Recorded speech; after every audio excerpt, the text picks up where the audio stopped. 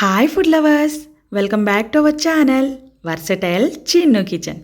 ఈరోజు మనం egg tomato curry ఈజీగా చాలా టేస్టీగా వంట రాని వాళ్ళు కూడా చేసుకునేంత సులభంగా చేసేసుకోవచ్చండి. చూడ్డానికే కాదు, తినడానికి కూడా నోటికి చాలా రుచిగా ఉంటుందండి. అంత బాగుంటుంది టేస్టీగా.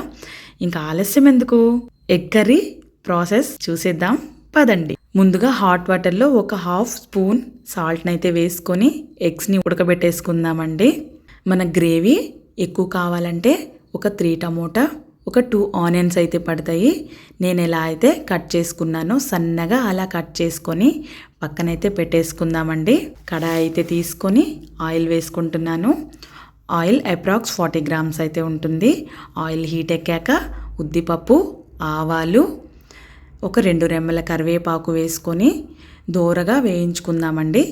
తర్వాత ఆనియన్స్ కూడా వేసుకొని కలర్ చేంజ్ అయ్యేంత వరకు లో ఫ్లేమ్లో ఫ్రై చేసుకుందాము. ఆనియన్స్ అయితే ఫ్రై అయిపోయిన తర్వాత ఒక 2 స్పూన్స్ అల్లం వెల్లుల్లి పేస్ట్ అయితే వేసుకొని పచ్చి వాసన పోయేంత వరకు హై టు లో ఫ్లేమ్స్లో ఫ్రై చేసుకుందామండి. తర్వాత కట్ చేసి పెట్టుకున్న టమోటాను కూడా ఫ్రై చేసుకుందాము.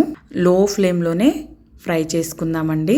టమోటా మెత్తగా అయ్యేంత వరకు ఫ్రై చేసుకున్నాక దానికి సరిపడా ఒక స్పూన్ కారం అయితే వేసుకుంటున్నాను. మీకు కారం ఎక్కువ కావాలంటే ఇంకొక హాఫ్ స్పూన్ కూడా యాడ్ చేసుకోండి. కారం పచ్చి వాసన పోయేంత వరకు 1 మినిట్ హై టు లో ఫ్లేమ్స్లో పెట్టుకుందామండి. తర్వాత సరిపడా సాల్ట్, పసుపు వేసుకొని ఆయిల్ సపరేట్ అయ్యేంత వరకు లో ఫ్లేమ్లో పెట్టుకొని ఫ్రై చేసుకుందాము. ఆయిల్ అయితే సపరేట్ అయిందండి. ఇప్పుడు మనం ఒలుచుకున్న గుడ్లని తీసుకొని ఫోర్క్తో ఇలా నేను చూపించిన విధంగా అయితే ఘాట్లు పెట్టి కర్రీలోకి అయితే వేసేసుకుందాము. ఇలా ఘాట్లు పెట్టడం వల్ల కర్రీ అనేది ఎగ్ లోపలికి వెళ్తుందండి. అలా వెళ్ళడం వల్ల ఎగ్స్ కూడా చాలా టేస్టీగా అవుతాయి. అందుకని నేను ఇలా ఘాట్లు అయితే పెడుతున్నాను. ఘాట్లు పెట్టిన ఎగ్స్ కర్రీలో ఒక 5 మినిట్స్ అయితే ఉడకబెట్టేద్దామండి. టేస్టీ అయిన ఎగ్ టమోటా కర్రీ అయితే రెడీ అయిపోతుందండి.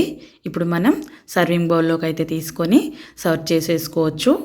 ఇది రైస్లోకి, చపాతీలకి పర్ఫెక్ట్ కాంబినేషన్ అండి. మీరు ఒక్కసారి ట్రై చేసి టేస్ట్ని కామెంట్స్ రూపంలో అయితే చెప్పేసేయండి. ఈరోజు మీకోసం ఒక టిప్ అండి.